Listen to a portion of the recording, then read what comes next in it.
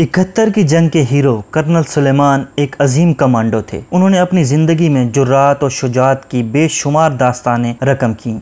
71 की जंग में लेफ्टिनेंट कर्नल मोहम्मद सुलेमान ने बहादुरी की एक ऐसी दास्तान रकम की जिसने हर पाकिस्तानी का सर फख्र से बुलंद कर दिया। 1971 की जंग के दिनों की बात है कि एक रात एक बंकर में दो कमांडोज एक दूसरे के साथ मजाक कर रहे थे ताकि अपना हौसला बुलंद रख सकें। पाकिस्तान की तारीख के इस स्याह दिन यानी 16 दिसंबर 1971 को जनरल नियाजी ने दुश्मन के सामने हथियार डालने का हुक्म दिया और सकूत ढाका की खबरें फैल गईं। कर्नल मोहम्मद सुलेमान को जब इन खबरों का पता चला तो वो ढाका कैंट में अपनी भरी हुई कलेशनकोफ को लेकर गुस्से से बाहर आए। कर्नल सुलेमान की आंखों में हथियार डालने के अहकामात को कबूल करने से साफ इनकार नजर आ रहा था। जनरल नियाजी ने लेफ्टिनेंट कर्नल मोहम्मद सुलेमान को हुक्म दिया कि मैं तुम्हारा कमांडर हूं और मेरा हुक्म है कि हथियार फेंक दो। लेफ्टिनेंट कर्नल मोहम्मद सुलेमान ने जनरल नियाजी का हुक्म मानने से इनकार कर दिया और तारीखी जुमला कहा कि आपने शिकस्त तस्लीम कर ली है और इखलाकी तौर पर अब आप हमारी कमांड का हक खो चुके हैं। उन्होंने अपनी बात जारी रखते हुए कहा कि मेरी माँ मुझे गाजी या शहीद देखना चाहती है, जंगी कैदी नहीं। लेफ्टिनेंट कर्नल मोहम्मद सुलेमान के हवाले से ये बताया जाता है कि उन्होंने कहा कि मैं यहाँ से निकल रहा हूँ और आप जान लेंगे कि अपनी जान दे दूंगा लेकिन दुश्मन का कैदी नहीं बनूंगा। मैं यहाँ दुश्मन से जंग करने के लिए आया हूँ, हथियार फेंककर जंगी कैदी बनने नहीं। 17 दिसंबर 1971 की रात को कर्नल मोहम्मद सुलेमान अंधेरे में गायब हो गए और दुश्मन को दोबारा नजर नहीं आए। लेकिन जब सुलेमान ने हेडक्वार्टर ईस्टर्न कमांड छोड़ा तो वो अकेले नहीं थे बल्कि मेजर पीडी खान भी उनके हमरा थे। मेजर पीडी खान के घुटने में गोली लगी हुई थी और वो CMH में मौजूद थे।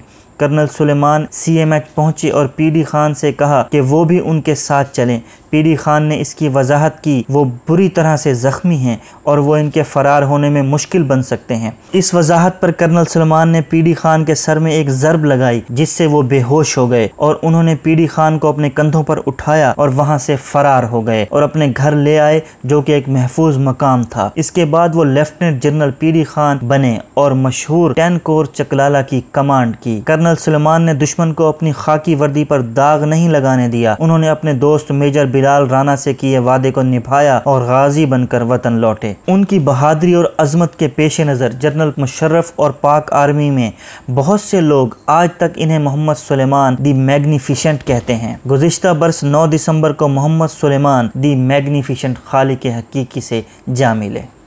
अगर आपको हमारी वीडियोस पसंद आ रही हैं तो हमारे चैनल को सब्सक्राइब करें और वीडियोस को लाइक करें।